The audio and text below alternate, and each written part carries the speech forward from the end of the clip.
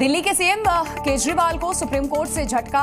7 दिन जमानत बढ़ाने की अर्जी पर जल्द सुनवाई से इनकार। जस्टिस महेश्वरी बोले, चीफ जस्टिस इस पर फैसला लेंगे। केजरीवाल ने इलाज के लिए की थी जमानत बढ़ाने की मांग। पंजाब के जीरकपुर में केजरीवाल की रैली से पहले लोगों ने किया विरोध। टूटी सड़क और बिजली को लेकर स्थानीय लोगों में पंजाब सरकार के खिलाफ नारेबाजी। लोगों ने मांगा 2.5 साल के कार्यकाल का हिसाब। नाराज आम आदमी पार्टी के कार्यकर्ता स्थानीय लोगों से भिड़े। पश्चिम बंगाल के कोलकाता में प्रधानमंत्री मोदी आज करेंगे मेगा रोड शो। पीएम के स्वागत के लिए जगह जगह बनाए गए पंडाल। शाम 6 बजे शुरू होगा 2 किलोमीटर लंबा रोड शो। पंजाब और हरियाणा हाईकोर्ट से जेल में बंद राम रहीम को बड़ी राहत। रणजीत सिंह हत्याकांड में राम रहीम हुआ बरी। मामले में सीबीआई कोर्ट ने सुनाई थी उम्र कैद की सजा। कोर्ट ने सीबीआई कोर्ट के फैसले को बदलते हुए राम रहीम को राहत दी है। 22 साल पहले हुई थी रणजीत सिंह की हत्या।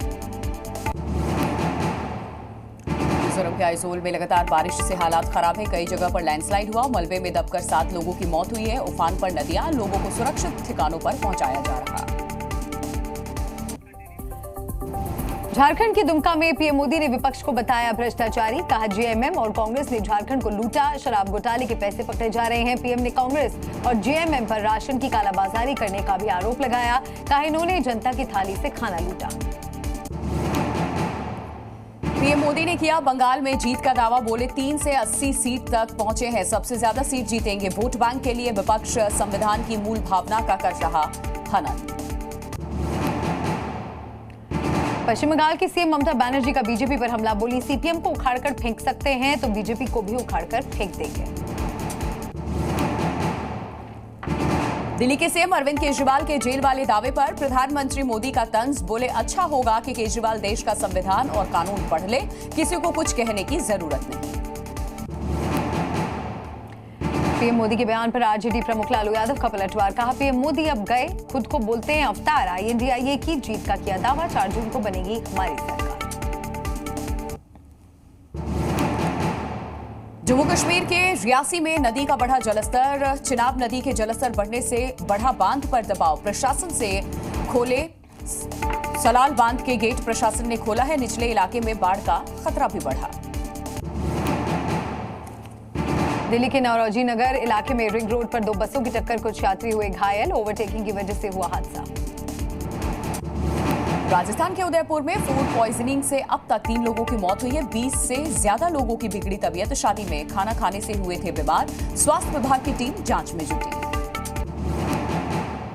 यूपी के आगरा में पुलिस और बदमाशों के बीच में मुठभेड़। गोली लगने से 2 घायल हुए हैं। पुलिस ने बदमाशों को किया गिरफ्तार। महिला की हत्या करके की थी लूट। यूक्रेन के खार्किव में रिहायशी इमारत को रूस ने बनाया निशाना। जमकर बरसाए बम गोले। हमले में एक व्यक्ति की हुई मौत। 12 लोग घायल हुए। खार्किव में रूस के मिसाइल हमले का सीसीटीवी फुटेज आया सामने। हमले में 16 लोगों की हुई थी मौत। 12 से ज्यादा हुए थे घायल। मिस्र में यूनिवर्सिटी के छात्र ने रॉयट पुलिस में हुई झड़प। पुलिस ने कई स्टूडेंट्स को लिया हिरासत में। दूतावास के पास नारे लगा रहे थे ये स्टूडेंट्स। दक्षिण अमेरिका में बवंडर के चलते किस लोगों की हुई मौत। हजारों घर हुए तबाह। टेक्सास, ओक्लाहोमा जैसे राज्यों में अलर्ट जारी। पापुआ न्यू गिनी में लैंडस्लाइड से मलबे में शव फंसे होने के कारण बीमारी फैलने की आशंका। मीडिया रिपोर्ट के मुताबिक 2000 से अधिक दबे हुए हैं शव। टेलीकॉम के लिए 6 जून से शुरू होगी स्पेक्ट्रम की नीलामी का अगला दौर। कंपनियों को स्पेक्ट्रम फीस की किश्तों के साथ करना होगा जीएसटी का भुगतान। नीलामी में दूरसंचार कंपनियों को हर किश्त के साथ 18% लगेगा जीएसटी चार्ज। विदेशों में लगातार बढ़ रही भारतीय सर्विस सेक्टर की मांग। 2022 की तुलना में इस साल 2023 में करीब 12% बढ़ा सर्विस निर्यात। 2023 में $345 अरब का रहा भारत का सर्विस निर्यात। लगातार मांग बढ़ने से 2030 तक $800 अरब तक होने का अनुमान।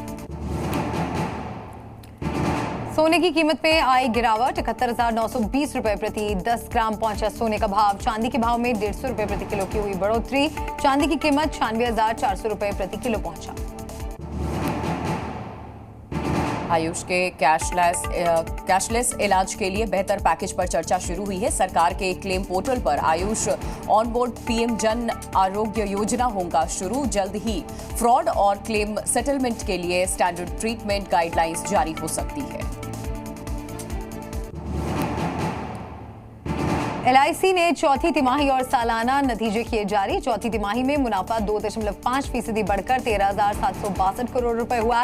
एक साल पहले समान तिमाही में ही कंपनी का stand alone net profit 13,427 crore रुपए था।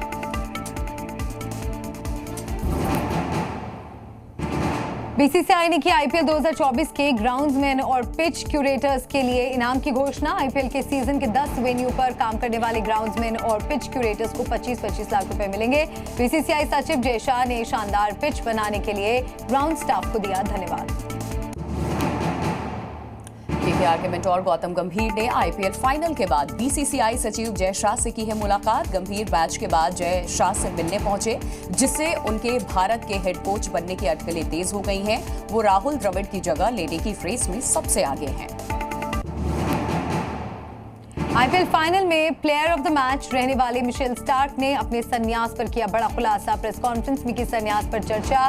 कहा कि उन्हें ऐसा लग रहा है कि फ्रेंचाइजी क्रिकेट को ज्यादा वक्त देने के लिए अब वनडे क्रिकेट से संन्यास लेना होगा।